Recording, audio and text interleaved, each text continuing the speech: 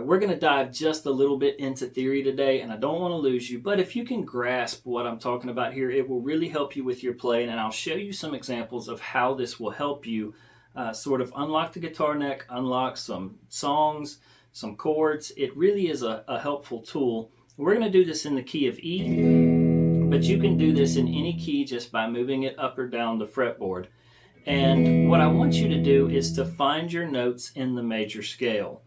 And then I want you to realize that there are chords associated with each one of those notes. Now, what do I mean by that? Well, let's take the E, and we're going to go up the E major scale. Now, the way we find this is this open E is obviously our first note, that's our root note. Our second note in the scale is going to be F sharp. It's 2 frets up. Then we go another 2 frets up, we get G sharp.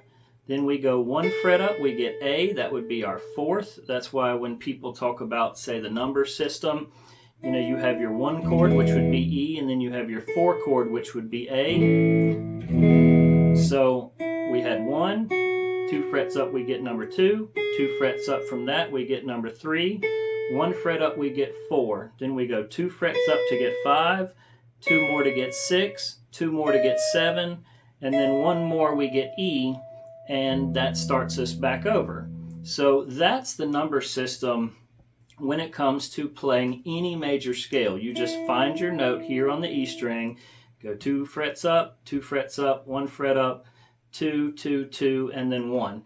And you'll always end up back on the note that you started with. But there are chords associated with each one of these notes. So as we walk up, we're going to be using our bar chord or our F shape. I'm going to show you both.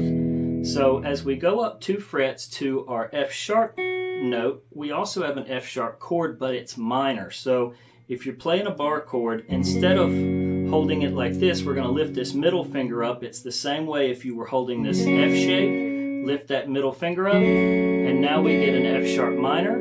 Okay, so we had E, we had F sharp minor, move this 2 frets up, we get a G sharp minor, move it 1 fret up. We're going to put this middle finger back down because A is a major chord. So your 4 chord is major. Move that 2 frets up. We get B major. Move it 2 frets up again, but lift this middle finger up. We get C sharp minor. And then we get a strange chord called a diminished chord, which is our D sharp diminished. And then we go back to E major. Now, if you can't make this shape for a diminished chord, what you can do is play a D7th right there, and you'll get that same sort of feel. But just remember and keep in mind that we're only going to be playing the notes you're holding down, so only those 3, the G, the B, and the E string, and then we end by being back on our E chord. Now, Dave, even if I remember that, how is this going to help me play guitar? Well, number one, it's showing you where your major scale is. So that is useful. The other thing, and probably the more useful part, is that it's showing you the chords that you can play in the key of E or whatever, you know, chord you started on. So in this case, we were playing an E. So that means that if you're ever listening or trying to play or trying to learn a song that's in the key of E, these are the chords you should start with first. So obviously the 1, the 4, and the 5 are the most common, but you could have a second in there and it's probably going to be minor. You can have a third and it's probably going to be minor. Remember, your 4th is major, your 5th is major. Your 6th is also called your relative minor, so I know you've heard that before. It's minor. And then you probably won't get a diminished chord when you're, you know, trying to figure out songs, but just know that it is in there. And so if you're searching for that chord and you don't know where it is, it's probably one of these chords that we just went over. So what I want you to do is practice kind of playing these chords and realize that you can come up with some really pretty tunes, and you can sort of create your own songs, you know, knowing these chords. You can also use these chords when you're playing lead as well, you know, instead of instead of just playing single notes, you can pick inside. You can pick inside a full chord. So don't think that lead playing, has to just be single notes or even double stops. You can play full chords when you're playing lead, and it is, it does sound interesting to throw full chords in between those single notes or those double stops, playing 2 notes at a time. The other thing to keep in mind is that there are always exceptions. Okay, so just because I've showed you all the chords that are usually in the key of E, that doesn't mean that you're not going to run across a song that has some really strange off chord in it. But as a general rule of thumb, probably 90% of the time, these are the chords that are going to be in that song.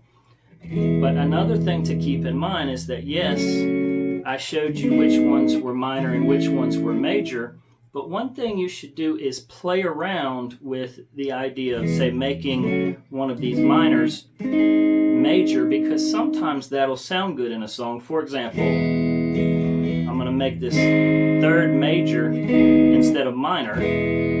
So we go, and then we went to the major 4th, but then you can make that 4th minor, and that goes nicely back to an E. So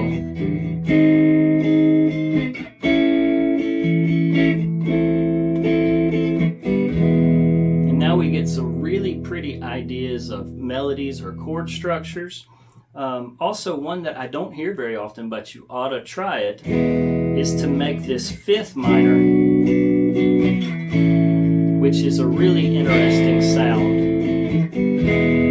So even though, yes, the 2nd, the 3rd are minor, the 4th and the 5th are major, don't think that they have to be. Experiment around and you'll come up with some different variations that might be really unique and that might sound really interesting in whatever song you're trying to either write yourself, or compose, or some piece that you're trying to come up with yourself, or when you're coming up for arrangements for other songs, and trying to make them unique and make them your own. Don't think that you just have to stick with the normal structure that I've showed you. Experiment around. There are some really interesting variations that you can come up with. So I hope that this helps you. If you want to do this in another key, as long as you remember the pattern, 2 away, 2 frets up, 2 frets up, 1 fret, 2 frets, 2 frets, 2 frets, 1 fret, it works the same no matter where you start. So instead of starting in E, I could start on G. My 2nd would be minor. My 3rd would be minor. Then I go 1 step up, and that would be major. 2 steps up, that would be major. 2 steps up, that would be minor. And then I get that diminished chord, or you can play a D7th, and then resolve back to your root chord, or in this case, your G. So play around with this idea. It really is interesting. You can come up with some really cool ideas. Also, if you need anything, always reach out to me. And if you want to become a Patreon member and help sort of support and help grow this channel, that link is down in the description. So like I said, if you need anything, as always, reach out to me. I'll be glad to help you.